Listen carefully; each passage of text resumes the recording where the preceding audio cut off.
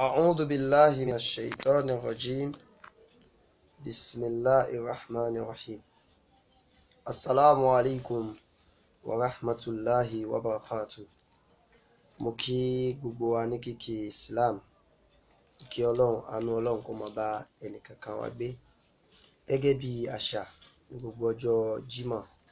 tí a máa ń mú ọ̀rọ̀ kan sí méjì wá láti fi dára wa ní ẹ̀kọ́. Èyí tí a wá mú wá lónìí yóò máa dá lórí kí ni ìdájọ́ tẹ̀sùbá nínú Islam. Àkọ́kọ́ náà, tọ́pìkì yìí nínú àwọn tọ́pìkì tí ó dá ariwo lẹ̀ púpọ̀ ni láàrin àwa mùsùlùmí. Kódà nínú àwọn tọ́pìkì tí ó kọ ẹ̀yìn wa síra wa púpọ̀ ni tọ́pìkì. Bẹ́ẹ̀ sì ni Ọlọ́run Ọba Ta'ala kò fẹ́ kí àwa mùsùlùmí ká jẹ́ kinní kan tó kọjá ọmọ ìyá. Àmọ́ látara àìgbọ́ ẹ̀sìn yé bó ti yẹ ká gbọ́ yé tó, àti àìgbọ́ ànábì yé àti àìgbọ́ Ọlọ́run yé, òun ló sọ àwa mùsùlùmí di ọ̀tá ara wa. Àmọ́ wa ní à ń jà fún súnà ànábì. Látara pa ń jà fún súnà ànábì yẹn, àtúnkọlù súnà ànábì mi. Súnà ànábì ni wípé ẹ fẹ́ràn ara yín. Gbogbo ntẹ́ ẹ bá fẹ́ fúnra yín, ẹ má fẹ́ fún ọmọlàkejì yín.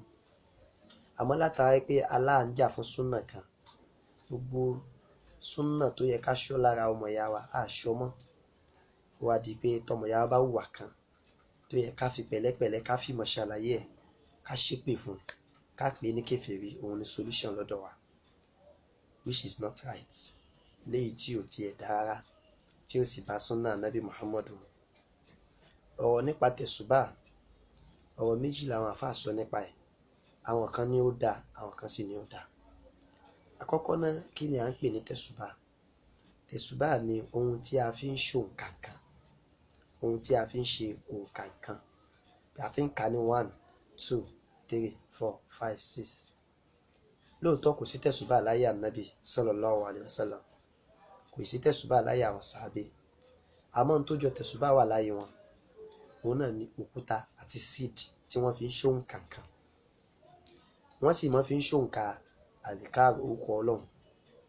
Bó tiẹ̀ jẹ́ pé a rí àwọn hadisi kan táwọn tí wọ́n tako tẹ̀sùbá náà mú wáyé pé látọjú ayé ànábì lànábì ò ti gbà kí wọ́n máa fi kinní kan ṣòǹkà orúkọ Ọlọ́run.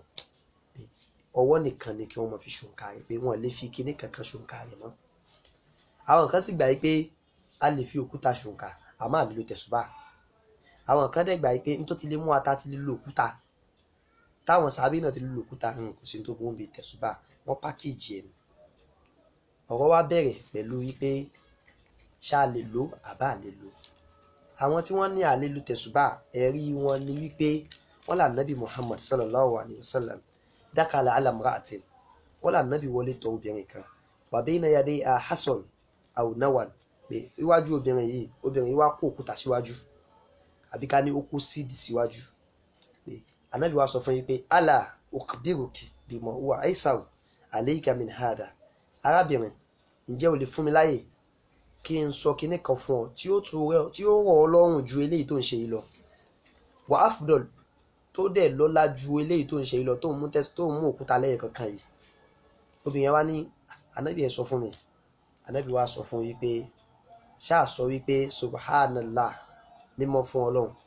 adada ma khalaqa fi sama, lódì wọn gbogbo tọ́lọ́run bá dá sí sánmà pátá. Wa subhanallah, mímọ́ fún Ọlọ́run, adada ma khalaqa fil ard, lódì wọn gbogbo tọ́lọ́run bá dá sí orílẹ̀. Ìtumọ̀ yìí pé tó bá ti lè wí gbólóhùn yìí, ó ti kó tán ju kó máa ṣe subhanallah lẹ́yìn kankan, subhanallah lẹ́yìn kankan, subhanallah lẹ́yìn kankan. Inú hadisi ibẹ̀ làwọn kan ti wọlé wípé kò sí tó ń jẹ́ tẹ̀sùbá. Torí kí ni Ànábì kọ̀ fún obìnrin yìí wípé kò gbọdọ̀ fi kinní kankan ka òǹkà azikari tó kọjá wípé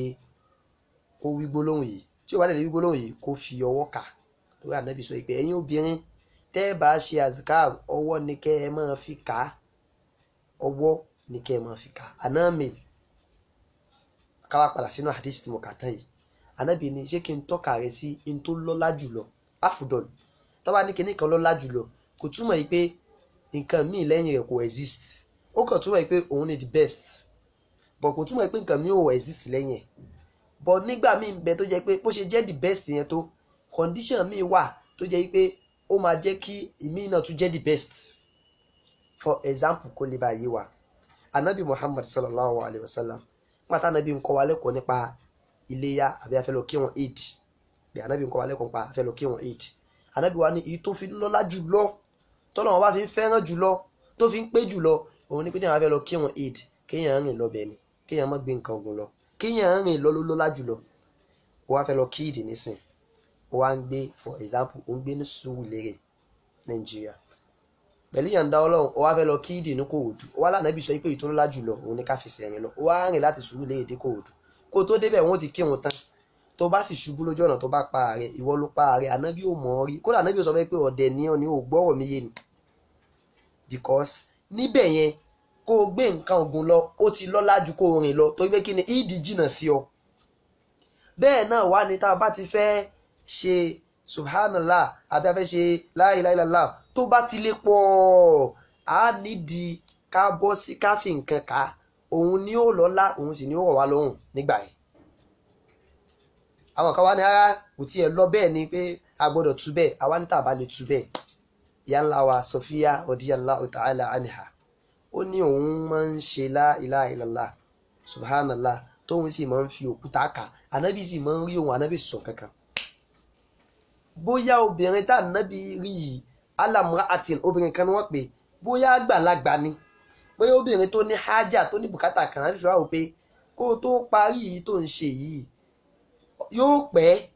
Islam dẹ̀rẹ́ ẹ̀sìn ọ̀run ni ànábì gẹ́gẹ́ fún alárẹ̀ ànábì tí ó máa ń wò yẹn ni kó tó gbéṣẹ́ fún yẹn tó bá wo ẹlòmíì ó lè sọ fún pé ìwọ́n tiẹ̀ máa lọ yan náfìlà méjì ó sì lè wo ẹlòmíì kó ní ìwọ́n tiẹ̀ náfìlà mẹ́rin ó ti wò ó ní pé eléyìí ó ní kúwà rẹ̀ eléyìí ò ní kúwà rẹ̀ ẹ rí i pé aisam èyí tó rọrùn jùlọ ló mú wá obìnrin tá ànábì ń bá wì òun là ànábì báyìí Sọfíyà tí ń ṣe nínú ilé ànábì wa Muhammad sallallahu alayhi wa sallam òun á sì mọ fi òkúta ká àwọn kan wọ́n fẹ́ sọ pé àdìsí yẹn kò dáa àdìsí yẹn kò lágbára ńlẹ̀ àmọ́ gbogbo ìgbìyànjú wọn ó já sáàbù náà gbogbo ìgbìyànjú wọn náà kò padà lídìí sí nǹkan kan tó gbé kíni àpọ̀lọpọ̀ àwọn àfáà ni wọ́n tún ń lo ọ̀rọ̀ Sọfíà wọ́n fi ń jẹ́rìí nínú àwọn àfáà tó fi ń jẹ́rìí Ibn Taymiyyah wà ń bẹ̀ Ibn al-Hajar ọ̀pọ̀lọpọ̀ àwọn àfáà Al-Asqalani wọ́n fi ọ̀rọ̀ yẹn jẹ́rìí nítumọ̀ pé wọ́n rí àdìsí yẹn kó ńlẹ̀ bákan náà nínú tọ́mọ́ wọn gbára lé ni wọ́n fi sọ pé tẹ̀sùbà kò dáa òun ni wípé wọ́n ní Sayyar Abdul Hakam ó sọ wípé Abdullah ibn Mas'ud radiyallahu ta'ala anhu wípé níjọ́ kan wọ́n wá bá wípé àwọn kan mọ̀ kó ra wọn jẹ sí mọ́sálásì tí wọ́n ń ṣe la ilaha illallah wọ́n á fi òkúta ká wọ́n ṣe ń fi òkúta ká Abdullah wa ní àwù bídíà wo nìyẹn Abdullah ní já lọ́bẹ̀ nígbà tá Abdullah dé mọ́sálásì wọ́n ní igi ló fi nà wọ́n bọ́ta kúrò ní mọ́sálásì bó lé wọn bọ́ta kúrò ní mọ́sálásì ni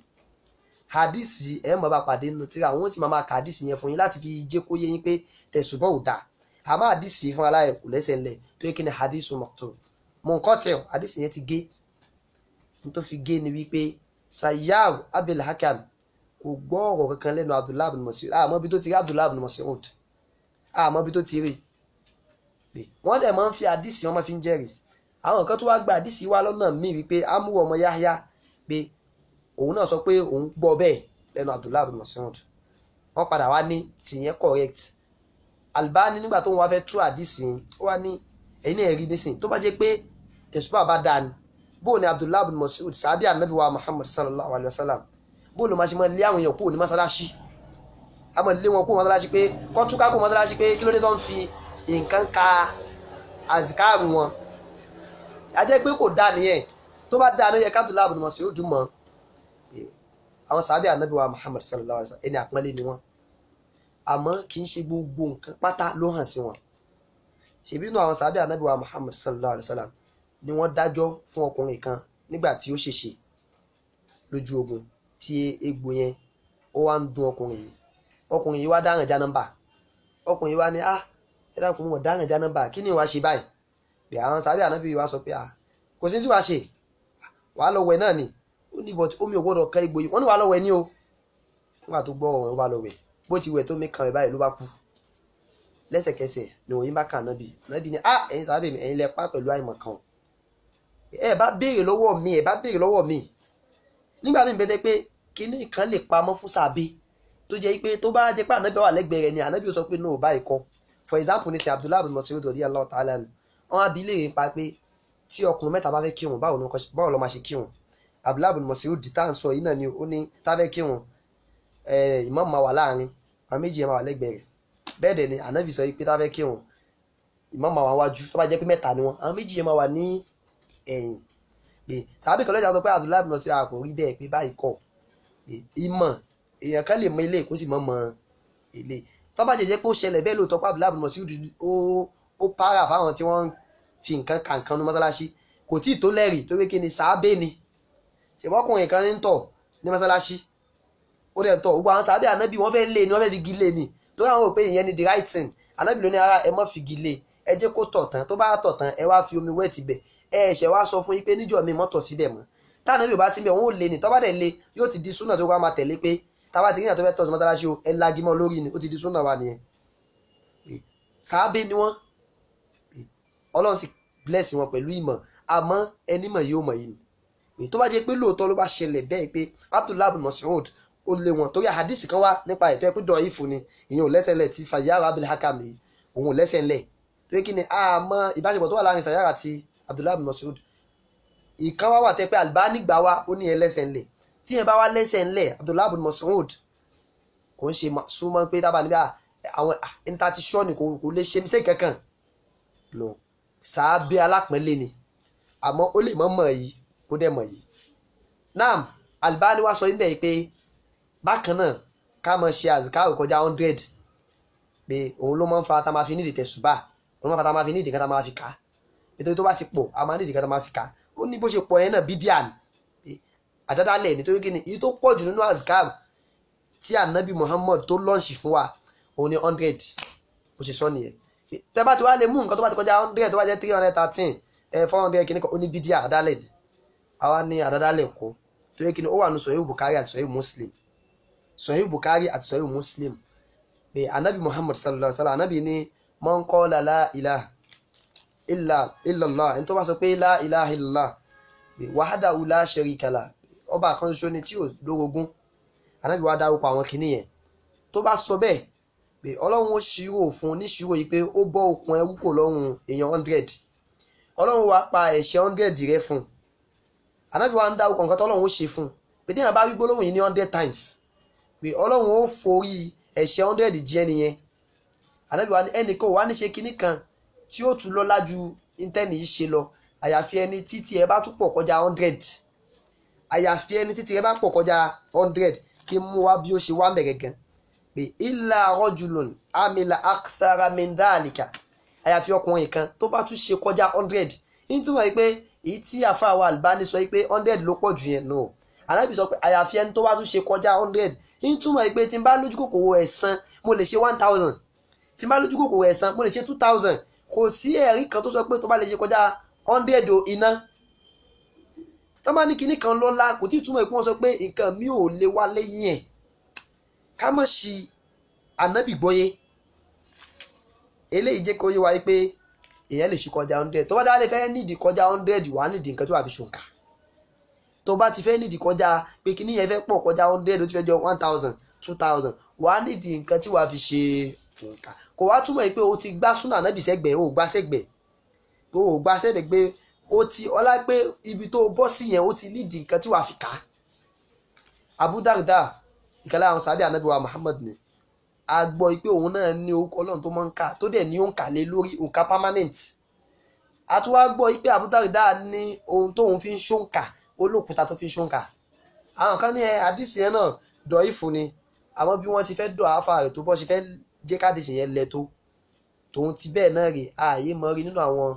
àwọn tíra tá a gbọdọ̀ mọ́ kà nípa súnà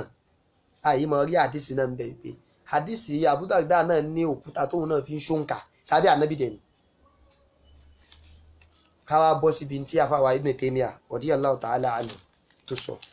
Ibn Taymiyyah ìkan láwọn afágbà lójú ọ̀nà súnnà ni nígbà tí wọ́n bí lẹ́yìn pa tẹ̀sùbà tí bá ti sọ̀rọ̀ yìí ó ti kó tán ó ní wa addu tasbihi bil asabi sunnatun ó ní ẹ̀rí ká fi ọmọka ká fi ṣòǹkà subhanallah àbí azikar tó wá fẹ́ ṣe sunnatun sunna Ànábì ni kama qala Ànábì gẹ́gẹ́ bí Ànábì ṣe sọ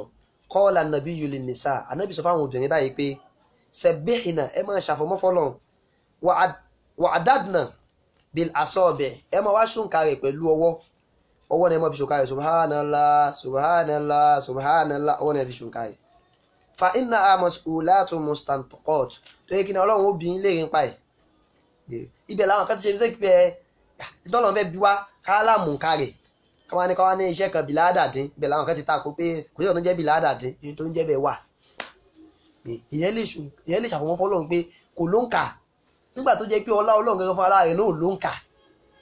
wa amma adduhu bin nawa wal hasr àfáà wá ní Ibn Taymiyyah ló ń sọ̀rọ̀ o torí tá bá fi Quran àtàdísì dájọ́ tán á dájọ́ pẹ̀lú ìjìmá àpapọ̀ àwọn àfáà kí làwọn àfáà sọ ń pa ẹ̀ kì í ṣe ìwọ àfáà kan tí wọ́n ń wá tó fẹ́ jẹ tí wọ́n kàn ń kọ̀ndẹ́mù gbogbo àwọn àbá no àwọn àfáà tàná kí ni wọ́n sọ ń pa ẹ̀ ó wá ní ẹ̀rí ká wá ṣòǹkà rẹ̀ pẹ̀lú òkúta àbí ọ̀ka bàbà wà náà wà zalik àbí tó bá jọ fahasanun ìyẹn náà dà wa kana mina sahaba ó ní ó dẹ̀ ń bẹnu àwọn sàábé máa ń yẹ fún aluzalika ẹni tó máa ń ṣe wẹ̀ wọ́n máa ní òun fi tẹ̀sùbá kankan ó ti ṣe bídíà iná ni àwọn sàábé ń ṣe ọ̀nà ń fi nǹkan kankan tẹ bá ní kò ń ṣe tẹ̀sùbá ni ẹ ṣe láyà ànábì ṣe microphone lọ́ fi ń pè wọn ni láyà ànábì microphone kọ́ lọ́ fi ń pè wọn náà ayé advance sí náà tá fẹ́ pè wọn ìwo afẹ́ ṣe kíníkan ìwo àwọn olówó mọ́ nísìn wọ́n ń fi nǹkan kan gbà yẹn àwọn náà dẹ̀ ní tẹ̀sùbá nísìn èmi wàá mọ̀ bí ẹ̀ ń bá tẹ̀sùbá jà lọ́tọ̀ ni o yaf'al dhalika Ibn Taymiyyah ló ń sọ yìí ó dẹ̀ wà nù tíra Ibn Taymiyyah Majmu'ul Fatawa wa qad ra'a nabiyyu ummul mu'minin bákan náà ànábì sì rí ìyá ńlá wa Sofia tó ń fi òkúta ka subhanallah ó ń fòkúta ka azikaru ànábì dẹ̀ sọ̀rọ̀ tusabbihu bil asr wa qara'a ala dhalika ànábì dẹ̀ ó confirm ẹ̀ ànábì sọ kankan wàhúwìyà anna Aba Hurairata wọ́n tún gbà wáyé pé Abu Hurairah náà fúnra lára ẹ̀ sábẹ́ ànábì ni o kana yusabbihu bi òun náà máa ń ṣàfọ̀mọ́ pẹ̀lú òkúta wa amma tasbihu bima yaj'al fi nidamin min al-qard wa nahwi ẹ̀ tún wáyé ká ṣàfọ̀mọ́ fọ́lọ̀ pẹ̀lú bóyá bíi tẹ̀sùbà àbáwọn nǹkan tá tún design pé wọ́n máa ń pe tẹ̀sùbà ní nizam orúkọ tí wọ́n ń pe tẹ̀sùbà pọ̀ nínú orúkọ tí wọ́n máa ń pe tẹ̀sùbà ní an-nizam alimọkatira ló ń gbà mí kọ́kọ́ ní mọ́dà kíla àni nizam kí ló sọ nípa nizam tẹ̀sùbà ló ń tọ́ka sí gbà yín famina nas ń bẹ nù àwọn èèyàn máa ń kẹrí ha ẹni tó kórìíra tẹ̀sùbà wà minhum man lam yakrahu ó dẹ̀ ń bẹ nù wọn ẹni tí ò kórìíra tẹ̀sùbà wà idha ahsanta fi niyyata Ibn Taymiyyah ni táníyàn rẹ bá wá dá lórí tẹ̀sùbà tó fẹ́ lò yẹn fa huwa hasanun gairu makruh tẹ̀sùbà yẹn náà dá àkọ́ táníyàn yẹn bá dá lórí tẹ̀sùbà tó fẹ́ lò yẹn tẹ̀sùbà yẹn náà dá àkọ́ wà á mọ̀ tẹ́kádùrú mi ń gé ire hajatin ẹ̀ wáyé ká mọ̀ wá fa tẹ̀sùbà lọ́wọ́ láyé pa fẹ́ lò ó ká mọ̀ fi design àwọn ìdíhárì illinas àbí ká lè bàjí káwọn èèyàn rí tẹ̀sùbà lọ́wọ́ wa mislu ta'liqihi fil on gẹ́gẹ́ bí ká fi kọ́rùn àbí ká fi kọ́wọ́ àbí ká kó tẹ̀sùbà bá mú ká kó sọ́wọ́ ká ní káwọn mòrídìí mọ̀ fà lẹ́yìn no ìyẹn tiẹ̀ àkórira ẹ̀ tó bá jẹ́ pé yẹn ṣe torí kárí mi haramu nìyẹn èèwọ̀ nìyẹn èèyàn ó jìyà níwájú Ọlọ́run yóò sì rojọ́ níwájú Ọlọ́run àmọ́ tó bá ti jẹ́ pé tẹ̀sùbá ẹ̀ ó fi ń fa orúkọ Ọlọ́run ni